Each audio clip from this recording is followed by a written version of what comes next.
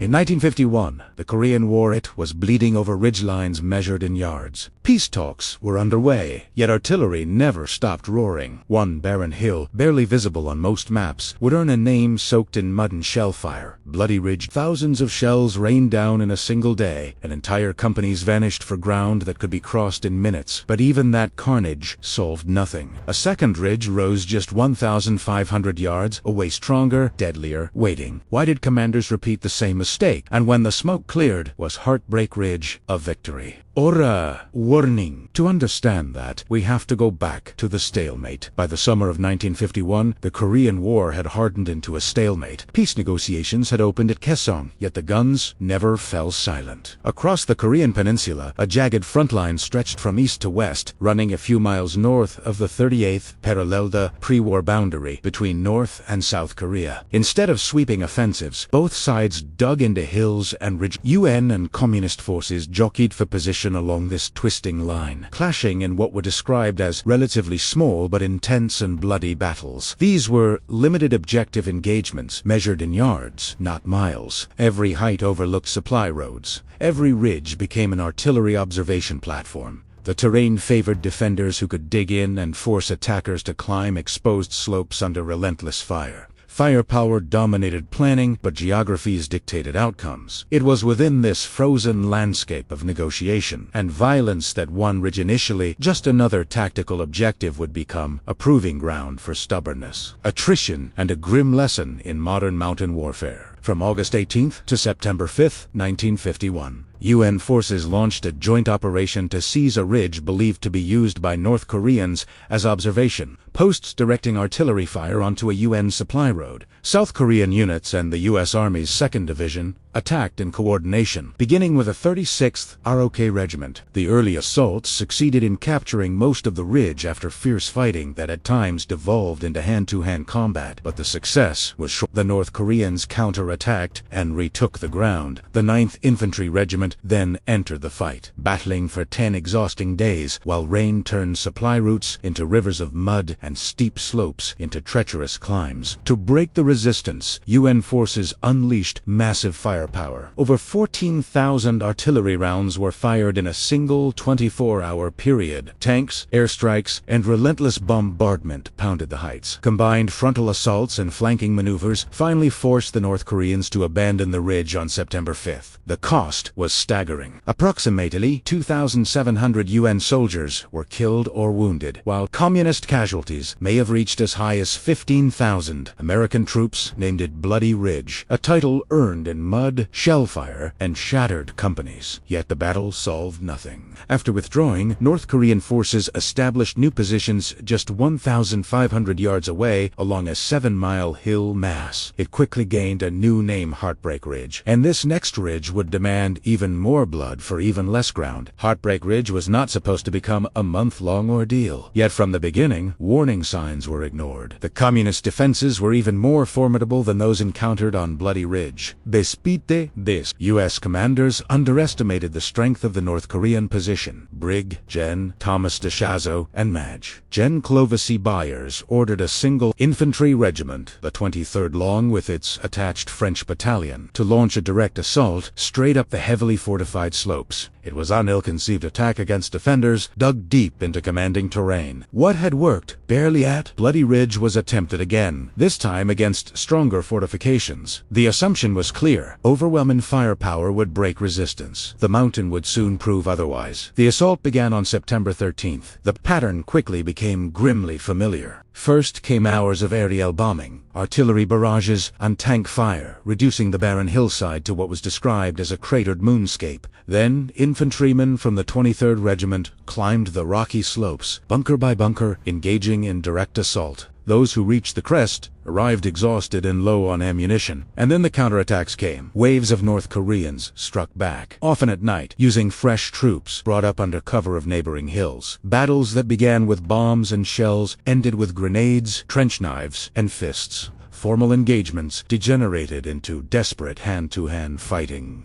Because of the constricted terrain, units were committed piecemeal, platoon by platoon, company by company. Several units of 100 to 200 men were wiped out entirely. firepower was immense, progress was minimal, and casualties mounted. After 2 weeks of grinding combat, the cost became undeniable. The 23rd Infantry was described as fairly well shattered. On September 27th, the 2nd Division's new commander, Maj. Gen. Robert N. Young, called a halt to what was explicitly labeled the fiasco on Heartbreak Ridge. The problem had finally been recognized. As long as the North Koreans could reinforce and resupply the ridge, frontal assaults would achieve nothing decisive. The battle had become a test of endurance rather than maneuver. The enemy's supply lines remained intact. If attacking the summit, Haidan perhaps the answer lay somewhere else. Perhaps the key to breaking Heartbreak Ridge was hidden in the 11 miles of the Mundone Valley. The new strategy was clear. Instead of bleeding against the summit, cut the ridge off from reinforcement. The 2nd Division planned a full divisional assault on the valleys and hills adjacent to Heartbreak Ridge.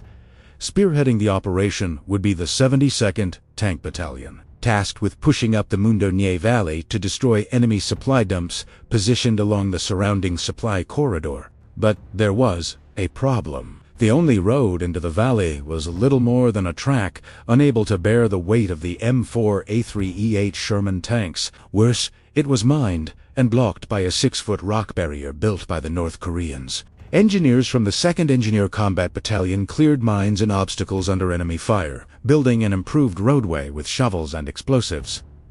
The stage was set. On October 11th, led by more than 30 tanks and supported by artillery and aircraft, the 2nd Division advanced into the valley. The sudden armored thrust took the enemy by surprise. By coincidence, the Chinese 204th Division was moving forward to relieve North Korean units when the American tanks surged ahead. Caught in the open, Chinese forces suffered heavy casualties as American armor penetrated 6 kilometers into their defensive lines. The Shermans roared through the Mundane Valley for 5 days, overrunning supply dumps, mauling troop concentrations, and destroying approximately 350 bunkers on Heartbreak and surrounding hills. A smaller tank infantry team moved through the Satari Valley east of the ridge, completing the encirclement and eliminating hope of reinforcement for North Korean defenders. For the first time, the initiative shifted decisively. The valley, however, fought back. On October 12th, Chinese anti-tank units reinforced trenches and deployed guns along the road. At point-blank range, they struck advancing armor, destroying or damaging 18 tanks in a single day. 8 Shermans attacking in arrow formation on October 14th were all knocked out by crossfire. 2 more were lost 2 mines days later. By the end of the campaign, 38 tanks had been destroyed and 9 damaged. After 30 days of combat, French soldiers captured the final communist bastion, and Heartbreak Ridge was secured. The ridge had fallen. The valley had been penetrated, but the cost of this 11-mile nightmare could not be ignored. After 30 days of relentless combat, Heartbreak Ridge was finally secured by American and French forces. But the numbers tell a heavier story. Over 3,700 American and French soldiers were killed or wounded during the battle. On the opposing side, estimated North Korean and Chinese casualties reached approximately 25,000. The scale of loss was staggering, especially when measured against the limited territorial gain. A 7-mile hill mass, a valley penetration that never reached the town of 38 destroyed tanks. For soldiers on the ground, the ridge had been taken bunker by bunker, slope by slope, often in hand-to-hand fighting. For commanders, it was a battlefield calculation written in blood. Victory was declared, but few could ignore the cost. The losses left a deep impression on the UN and US command. Leaders concluded that battles like Heartbreak Ridge were not worth the high cost in blood for the relatively small amount of terrain captured. Public opinion had already begun to turn against limited objective operations of this kind. Military censorship reduced media focus on subsequent October battles, dampening public awareness of similarly costly offensives. Heartbreak Ridge became a stark lesson in war history. Overwhelming firepower did not guarantee victory in mountainous terrain. Even when the enemy suffered disproportionate casualties, terrain could neutralize technological superiority. Mountains canalized armor, narrow objectives forced piecemeal assaults. Progress was slow, laborious, and brutally expensive. In military history, The battle stands as a case study in attrition warfare where tactical success can obscure strategic doubt. The irony remains striking. Heartbreak Ridge was captured, the lines stabilized, but the 11-mile nightmare left behind an uncomfortable question that still echoes through the broader narrative of the Korean War. When victory costs this much, can it truly be called victory?